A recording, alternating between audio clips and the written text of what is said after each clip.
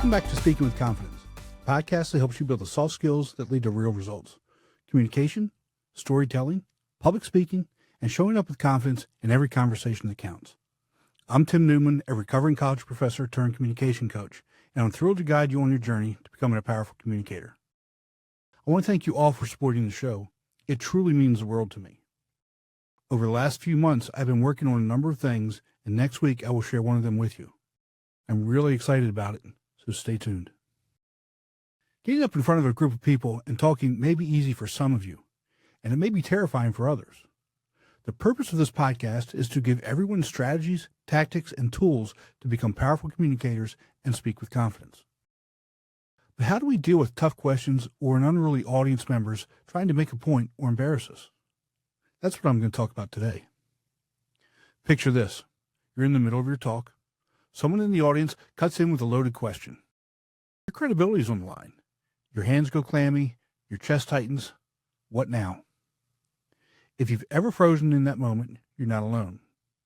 That's why today I'm giving you a toolkit, a simple 3-step credibility playbook. Acknowledge, provide evidence, call to action, plus 2 body language moves that keep you in control on stage. These are research-backed, field-tested phrases and tactics speakers rely on when pressure hits. They won't erase the nerves, but they will stop you from being caught off guard. Before we jump in, I want you to think about the hardest questions you've ever had to face. Now, let's look at what happens in that exact high-pressure moment. The worst version of this moment goes like this. You're mid-sentence when someone interrupts you with, "How would you know? You've never even worked in our industry." Your shoulders lock up, your breath shortens, and before you know it, you blurt, "That's not true. I've got plenty of experience." The room shifts uncomfortably. You've automatically slipped into defense mode, and from there, no one wins. Research on audience perception shows defensive reactions often stick in listeners' minds longer than the point you were trying to make. So instead of reinforcing your message, you've reinforced your discomfort. Strong speakers take the same moment and steer it differently. One tool is the action, evidence, action flow, which aligns closely with the ABCD method documented by communication coaches. ABCD is answer, backup, confirm, and depersonalize. In practice, acknowledge lines up with answer. Evidence lines up with backup and confirm. And action echoes depersonalize by moving the focus forward. Framing it as acknowledge, evidence, action gives you one clear phrase to remember under pressure. Here's what it looks like on stage. A weak response would be, "I know what I'm talking about," versus a strong response. "I see where you're coming from. Many clients felt the same way until they reviewed the case studies."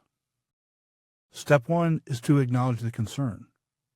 Step 2 is to share tangible evidence. And step 3 is to point to an action, like opening a slide or describing what the data actually means for them.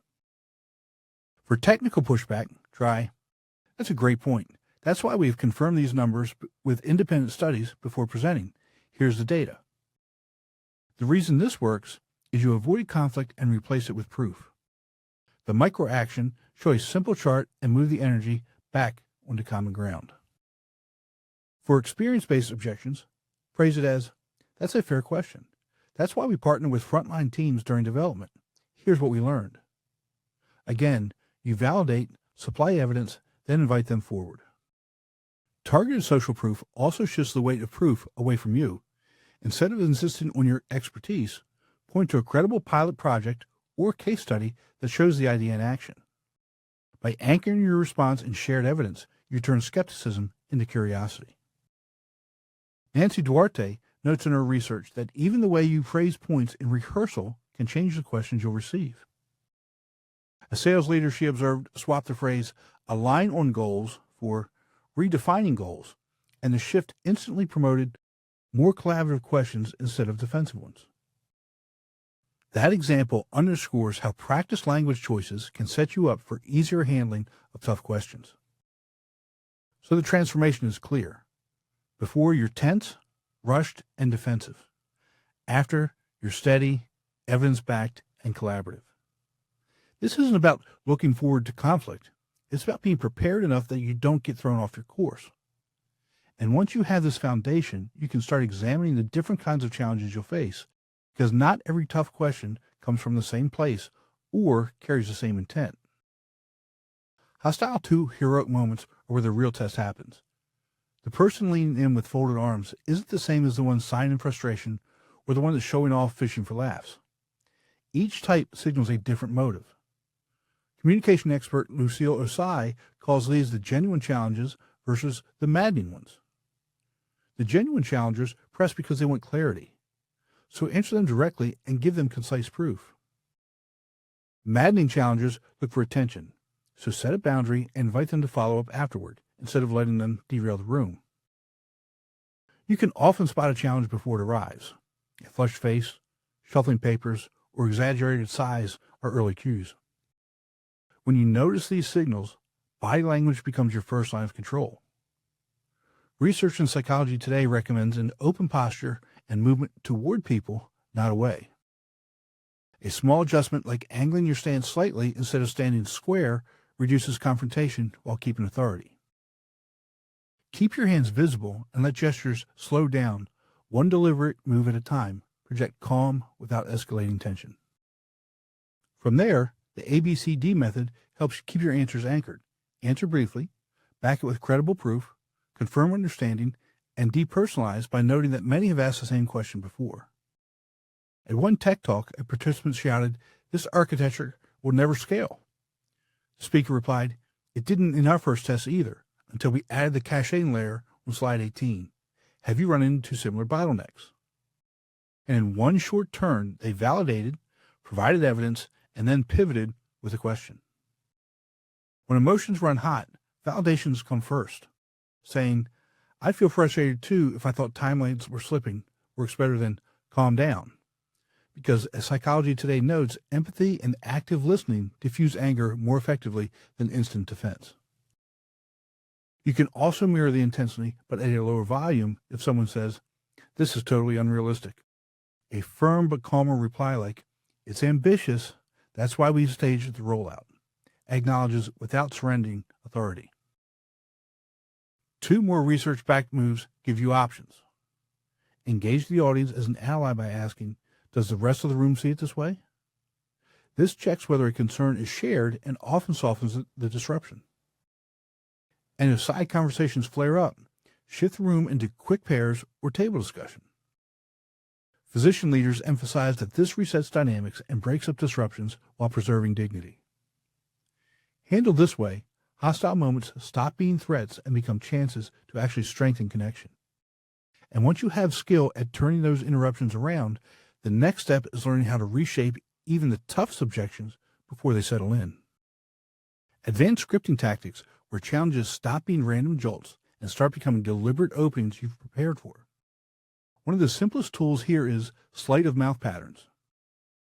These are short reframes that let you redirect an objection without sounding combative. For example, the chunking up pattern. If someone says, "Your software is too complicated," you step back to the bigger principle with, "What makes simplicity most important for your team?" Rather than sparring complexity, you uncover what they truly value. Redefinition is another core pattern.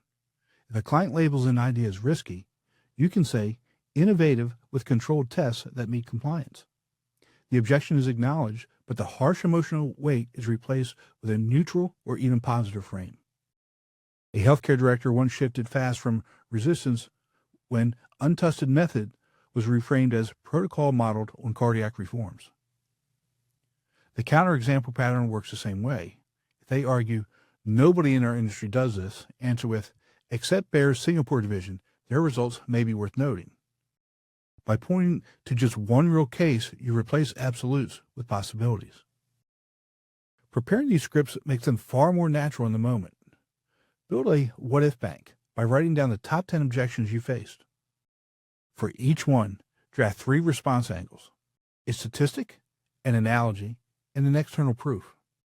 Then run practice sessions where you or a partner play the roles of devil's advocate, sniper, know-it-all, or any of the other scary six challenges from coaching research. This rehearsal makes it harder to get rattled on stage because you've already handled the tough hits in private. And when faced with multi-part or pressure-heavy questions, use a buying timeline, tight, clear, and backed by multiple sources recommending a pause. For example, I want to give that the attention it deserves. Let me outline 3 factors now, and we'll look at details in the discussion after. This steadies your pace and signals control while promising a return to the point. As a guiding script, try this 3-step reframe formula. 1 short sentence to reinstate neutrally, such as, you need proven ROI. 1 to show what's really at stake, such as, what's at stake is making sure budget stays safe. And 1 to offer your process as a solution, such as, that's why we track indicators each week. These reframes typically shift tone or open new directions within a single exchange, if delivered calmly. Mastering these tactics means you're not dodging objections, you're using them to redirect conversations with precision. And when you treat them this way, something starts to happen.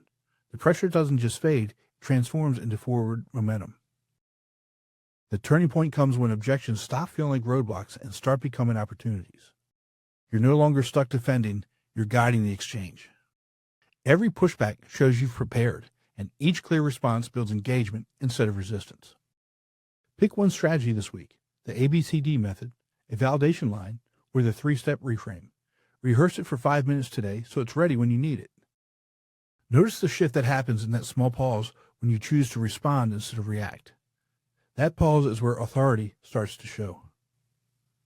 Remember, we're looking for progress, not perfection. That's all for today. Be sure to visit speakingwithconfidencepodcast.com to get your free ebook, The Top 21 Challenges for Public Speakers and How to Overcome Them. You can also register for the Formula for Public Speaking course. Always remember, your voice has the power to change the world. We'll talk to you next time. Take care.